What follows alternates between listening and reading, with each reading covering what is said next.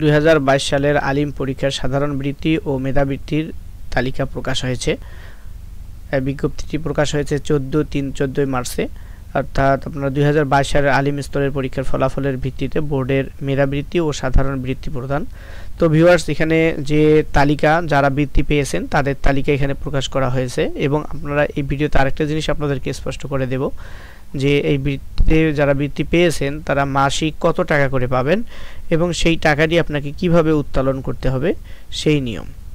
এবং আপনাদের সুবিধার জন্য এই বিজ্ঞপ্তির সম্পূর্ণ ভিডিওতে পড়তে গেলে ভিডিও অনেক লং হয়ে যাবে। আমি বিজ্ঞপ্তির লিঙ্কটি ডেসক্রিপশন বক্সে দিয়ে রাখবো, সেখান থেকে চাইলে এটি আপনি ডাউনলোড করে নিয়ে খুব ভালোভাবে পড়তে পারেন নিজে।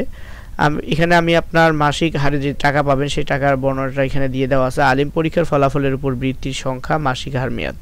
পরীক্ষার নাম হচ্ছে আলিম। বৃত্তির প্রকার দুই প্রকারের বৃত্তি হবে, একটা হচ্ছে মেধাবৃত্তি, একটা হচ্ছে সাধারণ বৃত্তি, অর্থাৎ ট্যালেন্টফুল বৃত্তি এবং সাধারণ বৃত্তি যেটাকে আমরা বলি। বৃত্তির সংখ্যা 150টি আর সাধারণ বৃত্তি পেয়েছে 600টি।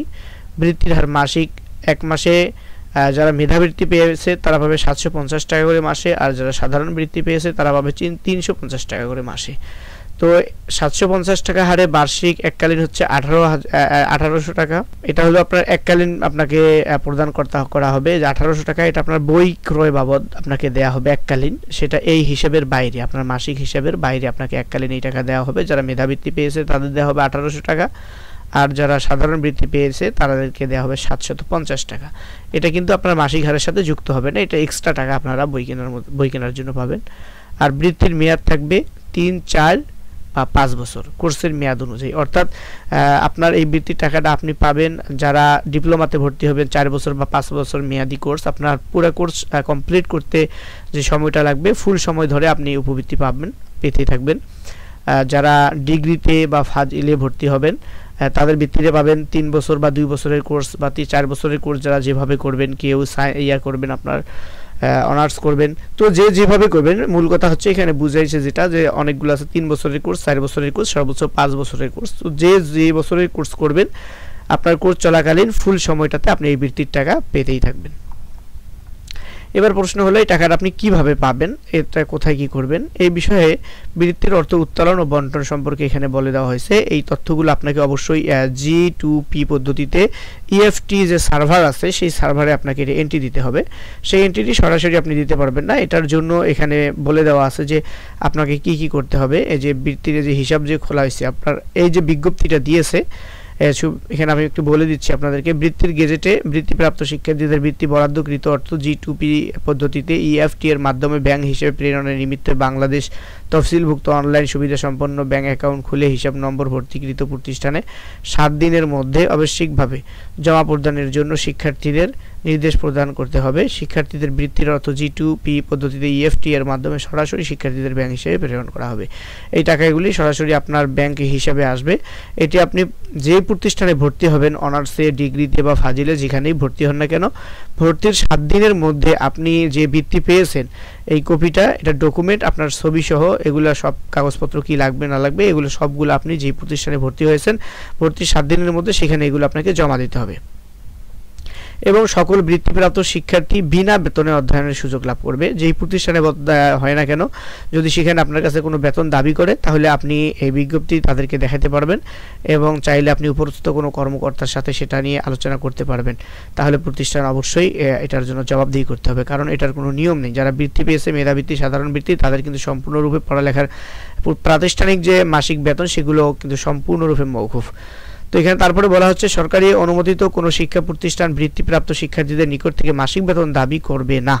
বৃত্তিপ্রাপ্ত শিক্ষার্থীদের নিকট থেকে মাসিক বেতন দাবি করলে ওই শিক্ষা প্রতিষ্ঠান প্রধানের বিরুদ্ধে শাস্তিমূলক ব্যবস্থা গ্রহণ করা হবে। অনেক কঠিন কথা, কিন্তু এই প্রতিষ্ঠানগুলো মানতে চায় না অনেকে, এরা বলে কিসের কি। কিন্তু যদি এরকম কোনো পরিস্থিতি হয় আপনি সরাসরি আপনার উপজেলা শিক্ষা অফিসারের সাথে যদি যোগাযোগ করতে পারেন তাহলে সেক্ষেত্রে আপনি কিন্তু অবশ্যই লাভবান হবেন। আর এটার জন্য যে প্রতিষ্ঠান আপনার কাছে অর্থ দাবি করেছে তাকে অবশ্যই জবাবদিহিতার সম্মুখীন হতে হবে। তারপরে এতে বলা হচ্ছে কোনো কারণে অর্থ বছরের নির্ধারিত সময় অতিক্রান্ত হলে বৃত্তিটি যদি তামাদি হয় সেক্ষেত্রে, অর্থাৎ যারা 1 বছর পর্যন্ত এই টাকাটা পাবেন না, কোনো কারণে কাগজ জমা দিলেন না বা আপনি সিস্টেমটা জানলেন না, প্রতিষ্ঠানও আপনাকে তলব করলো না বা নানান কারণে আপনার অসুস্থতার কারণে যে কারণেই হোক না কেন পুরো 1 বছর পর্যন্ত যদি আপনি এই টাকা না করেন তাহলে দ্বিতীয় বছরে কিন্তু এটার জন্য আপনাকে অর্থাৎ বোর্ড অফিস মাদ্রাসা শিক্ষা অধিদপ্তর কর্তৃক বকেয়া, অর্থাৎ বকেয়া যে 1 বছরের বেতন রয়ে যাবে বা টাকাটা রয়ে যাচ্ছে সেটা তোলার জন্য আপনি একটা আবেদন করতে পারবেন। তবে 1 বছরের বেশি সময় যদি আপনি এই টাকা না তোলেন তাহলে সেই ক্ষেত্রে কিন্তু আপনার এই উপবৃত্তি থেকে নামটি চলে যাবে, আপনি এই টাকাটা পরবর্তীতে আর পাবেন না। এই জন্য আপনি 1 বছর কেন অতিবাহিত করবেন? যদি উপবৃত্তি মেধাবৃত্তি পেয়ে থাকেন আপনি সরাসরি এখনই যোগাযোগ করবেন ভর্তির সাথে সাথে প্রতিষ্ঠানের সাথে। যে সকল শিক্ষার্থী একাধিক প্রতিষ্ঠানে ভর্তি হয়েছে, অর্থাৎ আপনি যদি একাধিক অর্থাৎ 2টা বা 3টা প্রতিষ্ঠানে, এরকম কোনো প্রতিষ্ঠানে কেউ ভর্তি হবেন না, হলে সরাসরি সেটা বাকিগুলো ক্যান্সেল করে একটাতে ভর্তি নিন, তাহলে আপনার টাকা কিন্তু উপবৃত্তির টাকা কিন্তু মার যাওয়ার সম্ভাবনা আছে নতুবা। তারপরে বিলম্বে ভর্তি, প্রতিষ্ঠান পরিবর্তন, বিষয় পরিবর্তন ও অসুস্থতার কারণে সর্বোচ্চ 1 বছর পাঠ বিরতি গ্রহণযোগ্য। তো আপনি যদি 1 বছর পাঠ বিরতি গ্রহণযোগ্য করেন, অর্থাৎ যেটা বললাম আগে 1 বছর পর্যন্ত আপনি যদি টাকা উত্তোলন করতে না পারেন দ্বিতীয় বছর সেটি উত্তোলন করতে পারবেন, কিন্তু 1 বছরের বেশি সময় আপনি পাঠ বিরতি দিলে কিন্তু এই টাকাগুলো আর পাবেন না। আচ্ছা, এবার আসেন আমরা চেক করব কারা কারা মেধাবৃত্তি বা সাধারণ বৃত্তি পেয়েছে, অর্থাৎ ট্যালেন্টফুল বৃত্তি কারা পেয়েছে আর সাধারণ বৃত্তি কারা পেয়েছে সেগুলো আমরা দেখব। এটা দেখার নিয়ম হচ্ছে এখানে যে নিচের মধ্যে সিরিয়ালগুলো দেয়া আছে, এটা আপনারা চেক করার নিয়ম হচ্ছে উপরে যে ডিভিশন লেখা আছে আপনি দেখতে পাচ্ছেন যেখানে ডিভিশন দেওয়া আছে, আপনি যেই ডিভিশনে আছেন এখানে পেজ আছে অনেক, মোটামুটি 50টা পেজ আছে। তো এখান থেকে আপনি আপনার ডিভিশনটাকে খুঁজে বের করবেন, তারপরে গিয়ে আপনি আপনার রোল নাম্বার অনুযায়ী চেক করে দেখবেন যে আপনার নাম এই লিস্টে আছে কিনা। তো এখানে দেখেন ঢাকা ডিভিশন, আর এখানে কিন্তু ট্যালেন্টফুল বৃত্তি, এগুলো সবগুলো হচ্ছে মেধাবৃত্তি। এই যে পেজগুলোতে ট্যালেন্টফুল বৃত্তি লেখা আছে এগুলো হচ্ছে আপনার মেধাবৃত্তি।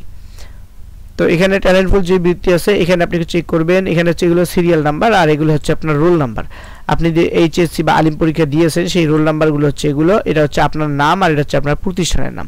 তো এখান থেকে আপনি একটু খেয়াল করে দেখবেন, এইভাবে যদি আমরা নিচের দিকে যাই দাঁড়িয়ে থাকি, তো এখানে এটাও ট্যালেন্টফুল, এটা হচ্ছে রাজশাহী বিভাগ, রাজশাহী বিভাগের যে প্রতিষ্ঠানগুলো সেগুলো এখানে এভাবে দেওয়া আছে এখানে। তো এখানে কিন্তু সংখ্যা আছে, উপরেগুলো হচ্ছে মেল মানে ছেলে বৃত্তি যারা পেয়েছে তারা এখানে ওই একই ডিভিশনে যারা মেয়ে বৃত্তি পেয়েছে, ফিমেল যারা বৃত্তি পেয়েছে তাদের নামগুলো এগুলো। তো এভাবে আপনার আরও একটু নিচে যদি আমরা যাই, এখানে এটাও ট্যালেন্টফুল বৃত্তি চিটাগং বিভাগ। তো চিটাগং বিভাগে আপনি এগুলো দেখবেন, এগুলো হচ্ছে মেল অর্থাৎ ছেলে যারা আছেন, এখানে চেক করবেন আপনার রোল নাম্বার অনুযায়ী আপনার নাম আসে কিনা।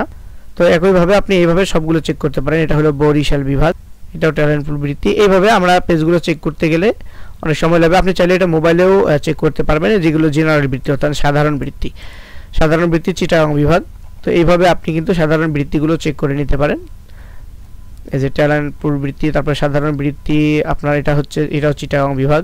এটা ডাউনলোড করবেন, ফর্মটা ডাউনলোড করলে আস্তে আস্তে আপনি এখানে রোল নাম্বারগুলো, এখানে সবগুলো আপনাকে খোঁজার দরকার নেই, আপনি আপনার বিভাগটা খুঁজে বের করবেন যে আপনি কোন বিভাগে আছেন, সেই বিভাগটা খুঁজে বের করবেন এবং সেখান থেকে অল্প কিছু স্টুডেন্ট, সবাই অনেক বৃত্তি পারেন, অল্প স্টুডেন্ট এখান থেকে আপনার রোল নাম্বারটা চেক করবেন। যদি আপনি ছেলে হন তাহলে যে রোল নাম্বার, আর মেয়ে হলে তাদের এখানে যে ফিমেল এখানে তাদের রোল নাম্বার। তো এভাবে আপনি এগুলো চেক করবেন। চেক করলে যদি আপনার লিস্ট এখানে থাকে তাহলে মনে করবেন যে আপনি এখানে বৃত্তি পেয়েছেন, তাহলে আপনি আপনার ভর্তিকৃত প্রতিষ্ঠানে ভর্তির 1 সপ্তাহের মধ্যেই যোগাযোগ করবেন।